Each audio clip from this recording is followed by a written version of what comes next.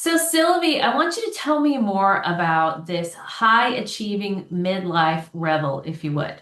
Yes, absolutely. So my typical client is a high achieving midlife rebel who has created success in their life and is usually the leader in rooms and can run the meeting and plan the vacation and do all the things, but at the expense of their voice.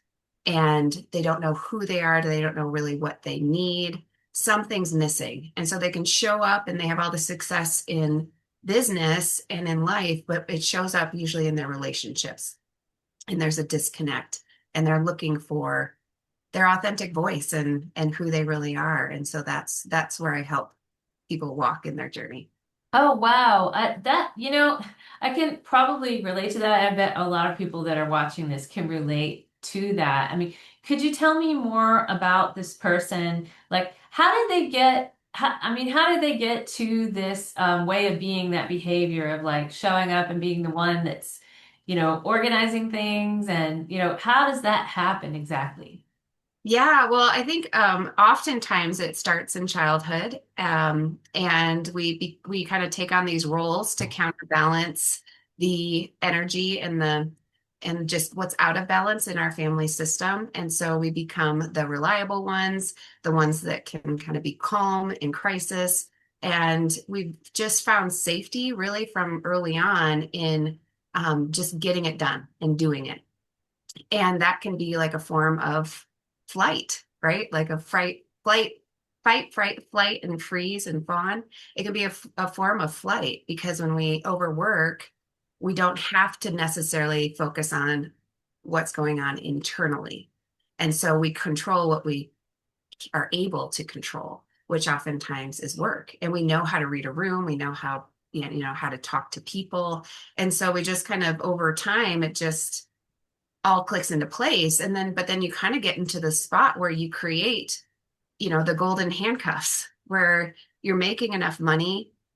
You don't love what you're doing, but you don't want to walk away because you have a good income. And so I help people just find their own voice, whether that's you stay in the same job and just shift how you're working it so that it shows up more for you and more fulfilling. Or maybe it's time to jump into a whole new arena, but it's really just what caused you to silence your voice and and where did you learn to just get it done and take care of all the details. A lot of it is also trusting that or not trusting that other people are going to come through for you. So a big like hyper independence, right? Where you feel like no one else is going to do it or do it right. So I'm just going to do it and take care of it. But then you hire these people, but then you don't even give them the work to do because you are afraid that they're going to mess it up. And so then you end up working all the late nights. And so it can show up in so many different ways. Oh my gosh, yes. Yeah, just like flight totally. Like when you say it that's a flight response, that makes a lot of sense because it's a distraction. It's a total distraction. And I think that it probably because you probably are getting rewarded for this behavior, right? Like you said, I mean, maybe financially or maybe just within your company if you're in a job, but you might be seen as like this achiever and someone you can count on. But what's the consequence for you if you're like this? Like, what's the consequence that you're experiencing? I mean, even though maybe it's worked for you in the past, but now it's not working so well. Yeah. So a lot of times that can show up in our body, right? Where we're just having some chronic things showing up that we can't really explain in our bodies, like, hey, I need a break for a minute. It can show up in relationships where I kind of use the analogy of a pressure cooker, right? Got really good at suppressing our emotions and just stuffing it down, and it works for a while until it doesn't. And then it's like it all comes out, and then it's messy in relationships. And so it can show up in different ways where it's like, whoa, something's off, something's not working here. Or it's just exhaustion and constant burnout and that feeling of like, I'm just living to work instead of living to live. Most of the people that I work with haven't really known, like joy has been elusive, right? They're like, I have everything, but I'm not connecting to that joy part of life. It sounds like you know what you're talking about. I may know this person very well.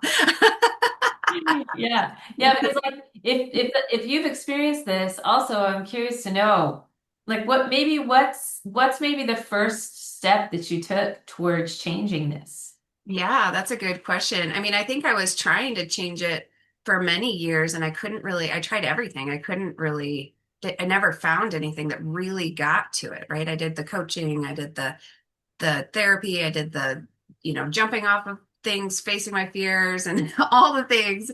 And it just didn't really shift that internal needle for me. And EFT was really the tool that really helped me start to acknowledge and connect my mind and my heart because I was definitely disconnected from my body. I was very logical, very intelligent, very overthinking, which is another flight response, right? I'm just going to think about this a ton and then I don't have to actually do anything about it. Um, I found I was in confusion a lot, which is another way to not move forward, right? We kind of keep ourselves stuck. I didn't realize this at the time, but as I started just kind of shifting these layers and allowing one layer at a time to just get moved out of the way, it started to show me this roadmap of how I created all of this. And so it just allowed me to take one step in the direction that I wanted to go. And really, the revision work that you and I have done together too has just beautifully kind of dovetailed into all of that, where it's about kind of sitting with those old pieces, those young pieces of ourselves and allowing them to be heard, seen, supported, loved, protected, and then being able to say, okay, well, if that's not working, how do I want my life to live? And what would it feel like if I was living that dream life? And start creating that imprint in your memory, a future memory, but that your nervous system can really attach to and start building towards that. And so it was kind of a blend of kind of sitting with the pain and the parts that were just not caught up yet, bringing them all to the present or continuously, and then creating from there. Oh my gosh. Yeah, because when you say that, I'm thinking about, our self-concept and how, like, if you're this person that you're the kind of person that, shows up and is the high achiever and, is organizing and controlling everything, but you've lost your voice, right? Then who can you be? Like, how can you be a different person? So, like, what's the concept of yourself that you're shifting into? Right? Like, how can you blend? Because I have a feeling that that stuff is kind of probably your superpower too. But Right. how do you blend that into a new concept of yourself that has the things that this old concept of yourself doesn't have? Yeah. For me, it came down to, I think, just self-acceptance and worthiness. It's like that tendency of like, if I just achieve enough goals or get enough designations or certifications, then I'm going to feel worthy enough of the joy of the life of being able to take a break, right? Usually, like breaks and relaxation for this type of person, it feels like it has to be earned. It's not just a right? Like I have to, once I get all this done, then I can take a break. But then something else happens before that break. And then you're like, okay, once I get that done, and it's just this like mirage that keeps kind of moving into the distance, right? And so really just coming down to loving myself and connecting with myself enough where there's nothing to prove.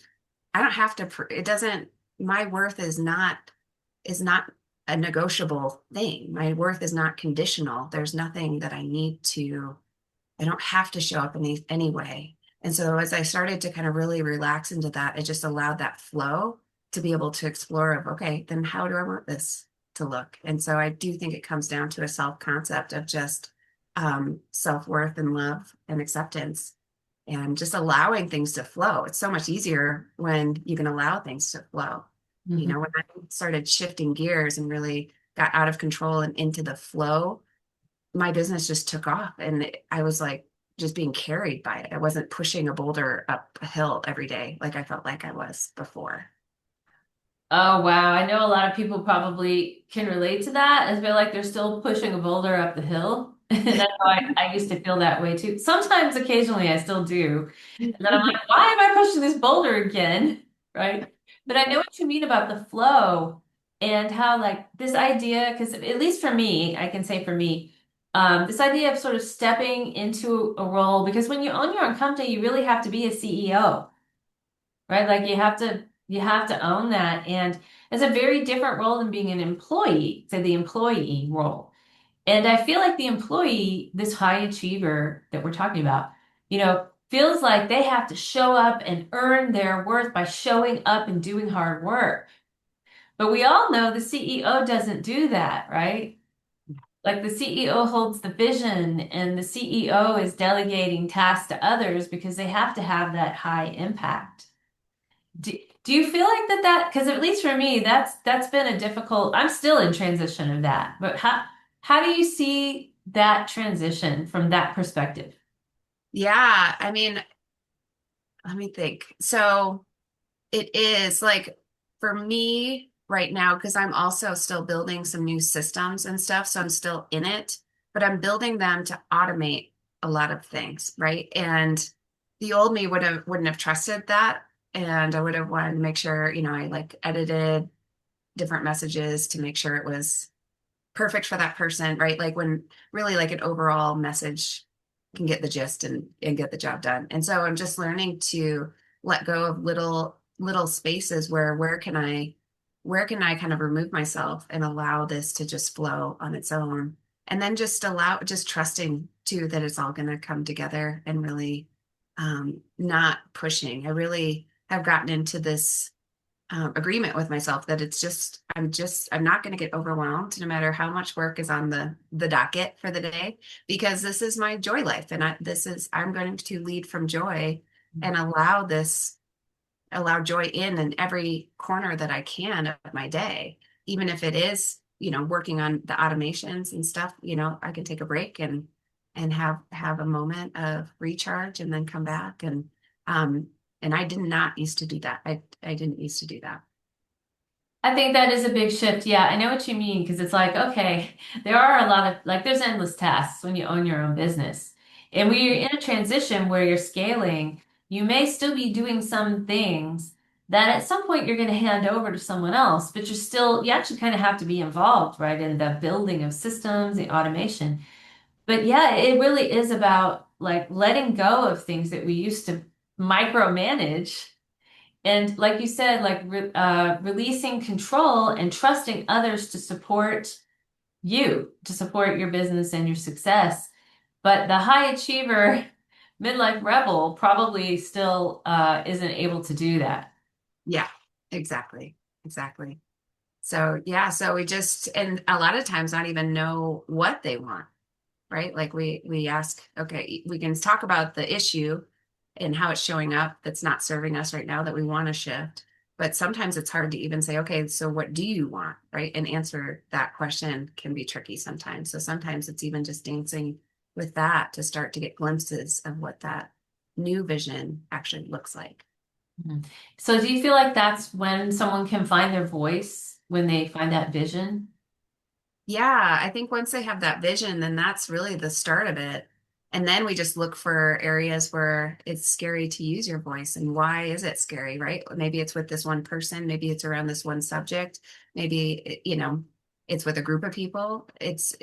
We just look at kind of where is that getting stopped and how can we dance with that fear, with that resistance, with, whatever's kind of causing the block there, and just allow it to shift, the energy to shift from it. Yeah, dance with it, right? You got to dance with it. I love that. So, I would like to actually ask because I know you just published a book, and I would like to actually ask you a little bit more about. Could you tell us a little bit about your book? Yeah, yes, it's a collaborative book, and it's called Together We Rise: The Wounded Healers Enlightened Journey to a Collective Ascension. And we just today hit international bestsellers just this morning. So that was wild. It's went bestseller on day one, and now we're international bestsellers. So all the authors are now officially international bestselling authors, and it's amazing. The group has been amazing. I came up with this collaboration because I was published as a co-author in a collaboration last year, called She Leads from Within. And it was about how women are changing business through intuition.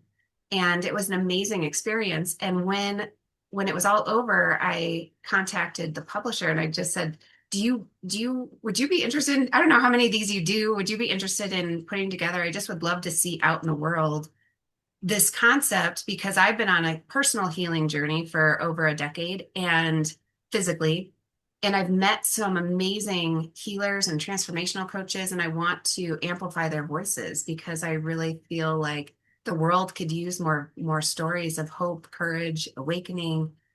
And that's what these are. So it's all these personal stories of these people who are in the trenches doing it, doing their own work, and how they kind of got to doing what they're doing and what they do in the world, and how they see their work impacts the collective as a whole, and how we really are all connected. And so we've been meeting for a year and writing our chapters and getting to know each other. And it's just been a magical experience. All the proceeds go to the Center of Mind Body Connection, which helps with emotional and physical trauma worldwide. So it's all going to a great cause. It's just really a gift and an offering to just spread hope and healing. Oh, wow. That's wonderful. Yeah. So, I mean, stories are so important. I know that of all the things that have really sparked my desire to change or inspired me to change, I think it really is because I heard somebody's story about something, that they overcame something or when we realize like there's someone else that has something we wanted, actually overcame a challenge, like it really inspires us and makes it more, I think it makes it more realistic or more accessible to us when we hear stories of other people's process. Yeah, totally. I think the biggest thing that I've found with myself and people I work with is that we feel like our experience is really unique and we're alone. And I think when we hear other people's stories, it starts to open up this awakening of, wow, I'm not alone. We all go through these different tribulations and challenges. And there are people that have walked this path and can light the path for me. And I don't have to I don't have to bushwhack this way and make this super hard journey when there's a beautiful path with like refreshments and all the things, along this way that someone could just guide me down. Right. And so I used to be one that would like um take, what's the word, that I would take satisfaction in going the hard way, like not even meaning to, right? Like unconsciously, I would just, there was that belief of like, if it's going to be worth it, it has to be hard. Like I have to really put effort in for this to be worth it. I've totally changed my beliefs about that. But I would take the bushwhacking path, like even if I knew the path was there, I'd be like, nope, I'm going this way. And I didn't know why I did that. And so now, these stories I think do offer just little lit up paths of you can come this way. Right. Then I think there's also there's also so much power in sharing your story. Um, my story in this one, I panicked as soon as I wrote it. I was like, oh man, I got to rewrite this. And then there's a part of me that's like, no, just keep going. And so I did, and I was able to kind of evolve through it. And so now there was so much healing and just pushing my comfort zone, of my story too. Um, and so there's healing on both sides. It's just such a beautiful process.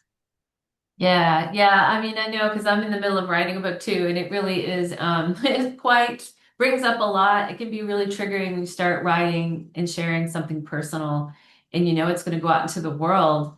And it is a healing process, especially to really just own your story, to actually own your story like that is it's healing for the writer as well as like it offers healing for the reader as well. Totally. So I'm sure that we'll put some description in the description. We'll put a link so people can jump in onto Amazon, and it's on Amazon, right? And order Yeah, that. yes, it is. Yeah, that'd be great. That'd be great. Yeah. So also, is there a way that the best way people could get in contact with you in case they would like to learn more about working with you? Yeah, absolutely. You can go to my website, taprooteft.com, and it says a little bit about me. And there's a spot where you can just book a call, and it's just a connection call to see what's going on with you and if I'm a good fit for this next segment of your journey. Yeah, so I'll definitely put that link in the description too as well. And but before we wrap up, I would actually like to know, like, if there's one thing that someone that was listening to this could take away from you, what would be that, like, one thing you want them to take away? Hmm. That if joy feels elusive, just know that it's already who you are, and it just needs to be uncovered. Beautiful. I love that. Simple, Yeah. simple and true. Thanks so much for being with me today, Sylvie. It's always a pleasure to have a beautiful conversation with you. Yeah, thanks, friend. Okay, bye bye, everyone. Bye.